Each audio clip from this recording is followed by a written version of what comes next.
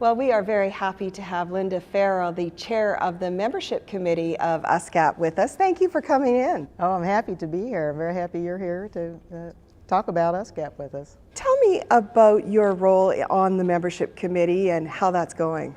Well, the membership committee actually is a new committee, and maybe even some of our members are not quite aware. It's just in its second year, and we had a task force of longtime members deciding that we needed to have a better focus on what was happening with our membership, and in particular the task force came to the conclusion that we probably had a priority focus on our younger members, and this was and they have then set us the priority on the membership committee to examine what's happening for our younger members, what offerings do we have for them. This includes the residents, all kinds of trainees, fellows, as well as some of the younger group, young faculty, young practitioners, and how are we doing with that group.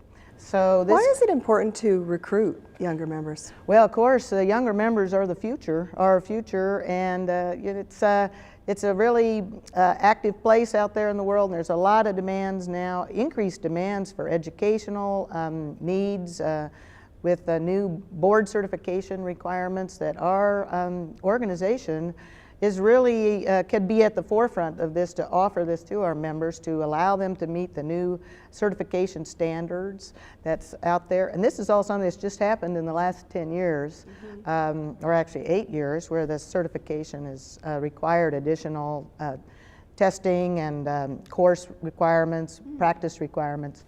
So we want to be able to offer that to our members and hopefully keep our members in this way. And so the membership committee has been looking at that. We have a subcommittee called the Resident Advisory Committee that focuses particularly on our resident members. What are their needs in the society? What do they need for their academic development, their educational development, and then how to interest the residents to become members later, of course, so that they recognize what we offer. Well, how do you do that? What are the challenges? Well, I guess some of the challenges are just to make people aware of what we have.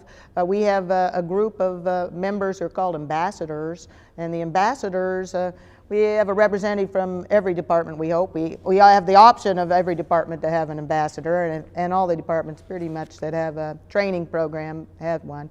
And they try to help communicate with the residents what's going on.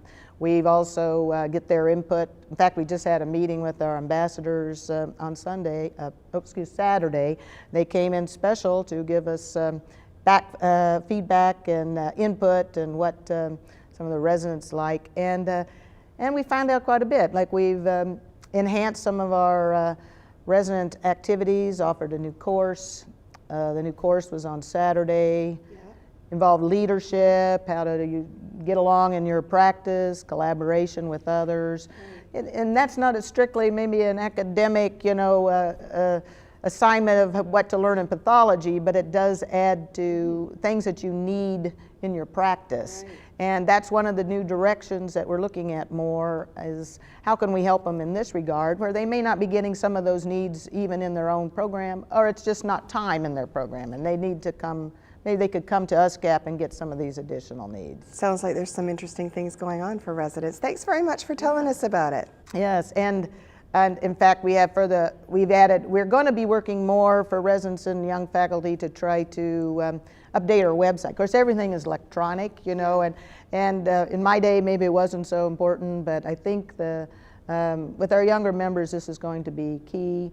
So part of the membership and RACA committee goals is to have large input into complete redoing of our website. So I would want to let the members know that we are going to be going through a big revamping of the website, and that's going to be make it more user-friendly, have areas where you can focus on, these are the resident-related items, training-related items, these are maybe more subspecialty-related items, so it's easier to find things and make it more up-to-date. More user-friendly. More user-friendly. Yeah. I mean, the website has been around for a while, but it's made with a little older technology, and we're going to get this